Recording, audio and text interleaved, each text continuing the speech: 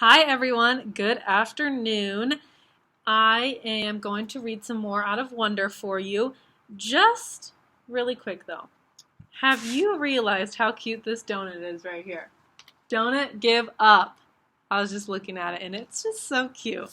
Okay, anyways. I am still Via, okay? This chapter is called After School. I hear we're driving you home today. It was Miranda in 8th period. She had just sat down at the desk right behind me. I had forgotten that Mom had called Miranda's mother the night before to ask if she could drive me home from school. You don't have to, I answered instinctively, casually. My mom can pick me up. I thought she had to pick Augie up or something. It turns out she can pick me up afterward. She just texted me. Not a problem. Oh, okay. Thanks. It was all a lie on my part.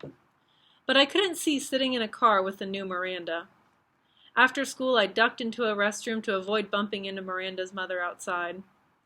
Half an hour later, I walked out of the school, ran the 3 blocks to the bus stop, hopped on the M86 to Central Park West, and took the subway home. Hey there, sweetie, Mom said the moment I stepped through the front door. How was your first day? I was starting to wonder where you guys were. We stopped for pizza. Incredible how easily a lie can slip through your lips. Is Miranda not with you? She seemed surprised that Miranda wasn't right behind me. She went straight home. We have a lot of homework. On your first day? Yes, on our first day, I yelled, which completely surprised Mom. But before she could say anything, I said, School is fine. It's really big, though. The kids seem nice. I wanted to give her enough information so she wouldn't feel the need to ask me more. How was Augie's first day of school? Mom hesitated, her eyebrows still high on her forehead from when I snapped at her a second earlier. Okay, she said slowly, like she was letting out a breath. What do you mean, okay, I said. Was it good or bad? He said it was good. So why do you think it wasn't good? I didn't say it wasn't good. Geez, Via, what's up with you? I just forget I asked anything at all, I answered, and stormed dramatically into Augie's room and slammed the door. He was on his PlayStation and didn't even look up. I hated how zombified his video games made him. So, how was school? I said, scooching Daisy over so I could sit on his bed next to him. Fine, he answered, still not looking up from his game. Augie, I'm talking to you! I pulled the PlayStation out of his hands. Hey, he said angrily. How was school? I said fine, he yelled back, grabbing the PlayStation back from me. Were people nice to you? Yes. No one was mean? He put the PlayStation down and looked up at me as if I had just asked him the dumbest question in the world. Why would people be mean? He said. It was the first time in his life that I heard him be sarcastic like that. I didn't think he had it in him. This chapter is called The Padawan Bites the Dust. I'm not sure at what point that night Augie had cut off his Padawan braid, or why that made me really mad. I had always found his obsession with everything Star Wars kind of geeky, and that braid in the back of his hair, with its little beads, was just awful. But he had always been so proud of it, of how long it took him to grow it, of how he had chosen the beads himself in a craft store at Soho. He and Christopher, his best friend, used to play with lightsabers and Star Wars stuff whenever they got together, and they had both started growing their braids at the same time. When August cut his braid off that night, without any explanation, without telling me beforehand, which was surprising, or even calling Christopher, I was just so upset I can't even explain why. I've seen Augie brushing his hair in the bathroom mirror. He meticulously tries to get every hair in place. He tilts his head to look at himself from different angles, like there's some magic perspective inside the mirror that could change the dimensions of his face. Mom knocked on my door after dinner. She looked drained, and I realized that between me and Augie, today had been a tough day for her too. So you want to tell me what's up? She asked nicely, softly. Not now, okay, I answered. I was reading. I was tired. Maybe later I'd be up to telling her about Miranda, but not now. I'll check in before you go to bed, she said, and then she came over and kissed me on the top of my head. Can Daisy sleep with me tonight? Sure, I'll bring her in later. Don't forget to come back, I said as she left. I promise. But she didn't come back that night. Dad did. He told me Augie had a bad first day and Mom was helping him through it. He asked me how my day had gone and I told him fine. He said he didn't believe me for a second, and I told him Miranda and Ella were acting like jerks. I didn't mention how I took the subway home by myself, though. He said nothing tests friendships like high school, and then proceeded to poke fun at the fact that I was reading War and Peace. Not real fun, of course, since I heard him brag to people that he had a 15-year-old who was reading Tolstoy. But he liked to rib me about where I was in the book, in the war part or in a peace part, and if there was anything in there about Napoleon's days as a hip-hop dancer. It was silly stuff, but Dad always managed to make everyone laugh. And sometimes that's all you need to feel better. Don't be mad at Mom, he said as he bent down to give me a goodnight kiss. You know how much she worries about Augie. I know, I acknowledged. Want the light off or on?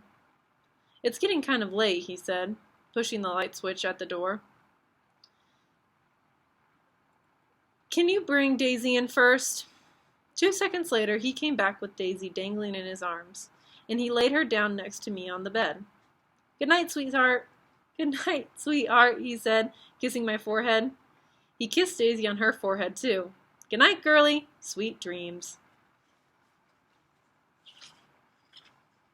This chapter is called An Apparition at the Door. Once I got up in the middle of the night because I was thirsty, and I saw Mom standing outside Augie's room. Her hand was on the doorknob, her forehead leaning on the door, which was ajar. She wasn't going in his room or stepping out, just standing right outside the door, as if she was listening to the sound of his breathing as he slept. The hallway lights were out. The only thing illuminating her was the blue nightlight in August's bedroom. She looked ghost-like standing there. Or maybe I should say angelic. I tried to walk back into my room without disturbing her, but she heard me and walked over to me. Is Augie okay? I asked. I knew that sometimes he would wake up choking on his own saliva if he accidentally turned over on his back. Oh, he's fine, she said, wrapping her arms around me. She walked me back into my room, pulled the covers over me, and kissed me goodnight. She never explained what she was doing outside his door, and I never asked. I wonder how many nights she stood outside his door, and I wonder if she's ever stood outside my door like that. Okay, I'm going to read one more chapter today, and it is called Breakfast. Can you pick me up from school today? I said the next morning, smearing some cream cheese on my bagel. Mom was making August's lunch. American cheese on whole wheat bread, soft enough for Augie to eat, while August sat eating oatmeal at the table. Dad was getting ready to go to work. Now that I was in high school, the new school routine was going to be that Dad and I would take the subway together in the morning, which meant his having to leave 15 minutes earlier than usual. Then I'd get off at my stop and he'd keep going. And Mom was going to pick me up after school in the car. I was going to call Miranda's mother to see if she could drive you home again, Mom answered. No, Mom, I said quickly. You pick me up. Or I'll just take the subway. You know I don't want you to take the subway by yourself yet, she answered.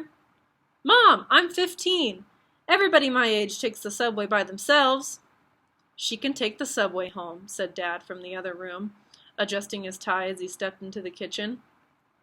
Why can't Miranda's mother just pick her up again? Mom argued with him. She's old enough to take the subway by herself, Dad insisted. Mom looked at both of us. Is something going on? She didn't address her question to either one of us in particular. You would know if you had come back to check on me, I said spitefully, like you said you would. Oh, Via, said Mom, remembering how she had completely ditched me last night. She put down the knife she was using to cut Augie's grapes in half, still a choking hazard for him because of the size of his palate. I am so sorry. I fell asleep in Augie's room. By the time I woke up, I know, I nodded indifferently. Mom came over, put her hands on my cheeks, and lifted my face to look at her. I'm really, really sorry, she whispered. I could tell she was. It's okay, I said. Mom, it's fine. This time I meant it. She looked so genuinely sorry I just wanted to let her off the hook. She kissed and hugged me, then returned to the grapes. So, is something going on with Miranda? She asked. Just that she's acting like a complete jerk, I said. Miranda's not a jerk, Augie quickly chimed in. She can be, I yelled. Believe me.